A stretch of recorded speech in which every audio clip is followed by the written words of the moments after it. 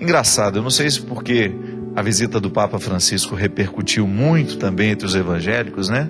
Muitos evangélicos que ficaram solidários a nós, felizes com essa presença positiva do Papa Francisco entre nós, vendo na possibilidade, né, de uma comunhão cada vez mais fecunda.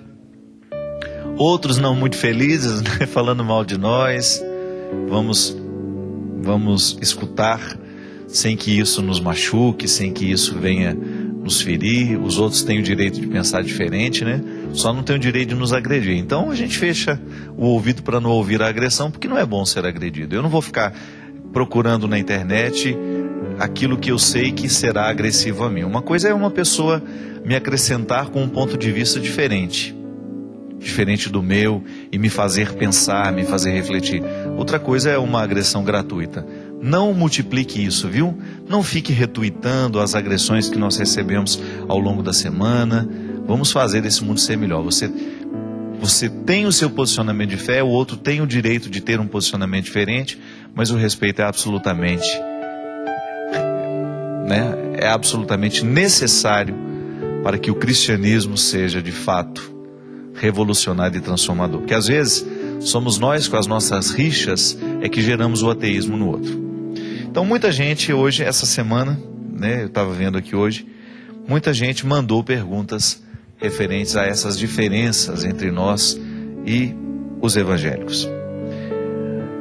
A Thaís Maria Cavalcante Passos, do Rio de Janeiro, escreve: Padre Fábio, eu já fui protestante, hoje sou católica, mas na Bíblia diz que nós não podemos venerar imagens. E por que a igreja faz isso, padre? Minha filha, a adoração de imagens, né? Uma coisa é a palavra venerar, né? Que é você ter uma admiração, um respeito. Eu gosto sempre de dizer que uma imagem é como uma fotografia. A fotografia não é a minha mãe, mas ela me lembra a minha mãe. Então eu tenho respeito por ela. Eu não acredito que essa imagem possa me fazer algum milagre.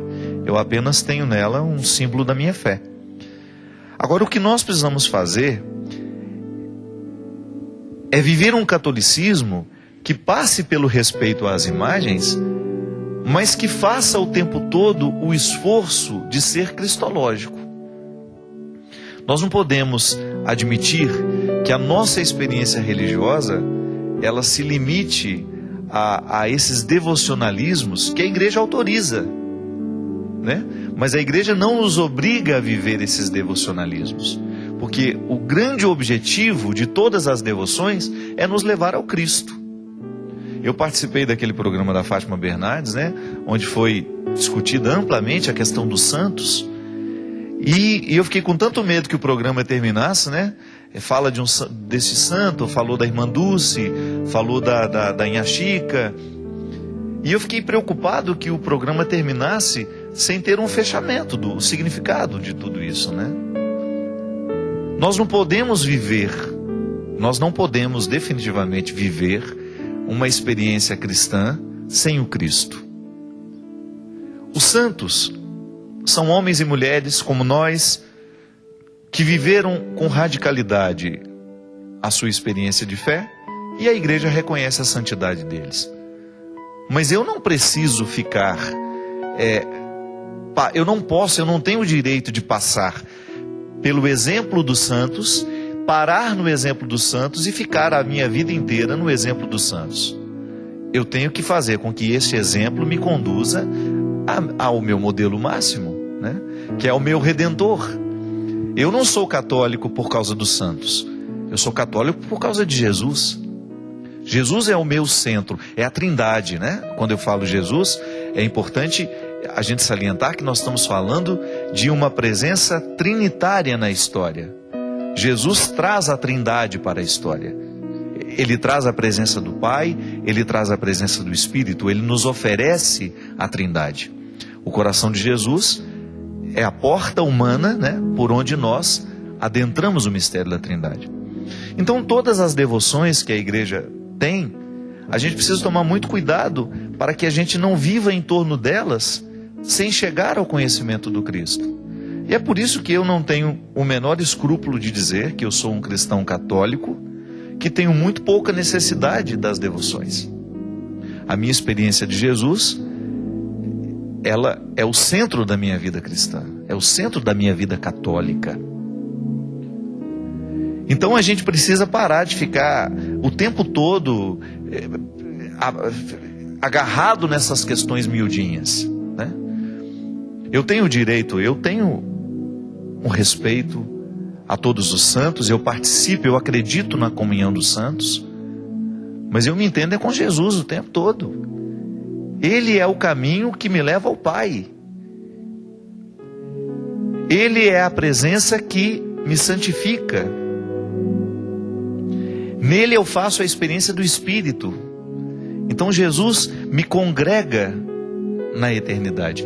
Ele me resgata de todas as minhas misérias e Ele me... Lembra que a gente falava no início do programa? Ele me favorece com a sua ação graciosa, com sua ação redentora. Ah, padre, mas eu tenho a devoção ao santo tal. Tudo bem, você tem o direito de ter a sua devoção, mas você não pode limitar a sua experiência religiosa a uma experiência devocional. Eu tenho uma admiração por Santo Antônio, eu tenho uma admiração por São Francisco, eu tenho uma admiração por Santa Teresinha, eu sou devoto. O que está dizendo isso? Eu sou devoto. Significa que eu tenho um vínculo afetivo, de respeitoso, porque aquele santo me sugere, né? Ele me sugere um jeito de viver que me aproxima de Jesus. Mas o meu ponto final, o lugar a que eu quero chegar, é o coração de Jesus. É Ele que me salva, é Ele que me resgata, Ele é o meu único Salvador. Então, minha gente, nós precisamos purificar. Foi bom que tudo isso tenha sido levantado ao longo dessa semana. O catolicismo precisa ser purificado, sim. Em muitos lugares, em muitas situações, nós identificamos um excesso de devoção e pouco, quase nada, né? Em algumas pessoas, a experiência verdadeiramente de Jesus, a experiência fundante de Jesus. Claro, depois que eu tenho a minha experiência de Jesus fortalecida, depois de que eu o conheci através do Evangelho, dos Evangelhos, através dos sacramentos bem experimentados, bem vividos, né? Aí eu olho para o meu contexto. Eu vou olhar para os santos, eu vou olhar para as devoções e saberei lidar com elas sem que elas venham ofuscar o fundamental. Então nós precisamos purificar, sim, a nossa relação com as imagens, a nossa relação com os santos. Deve ser respeitosa, acreditamos na comunhão dos santos, temos o direito de rezar de acordo com as nossas devoções, mas que tudo isso seja para nos encaminhar ao Cristo. Isso é fundamental e a gente não pode perder a oportunidade de dizer isso sempre que podemos, sempre que formos questionados, né?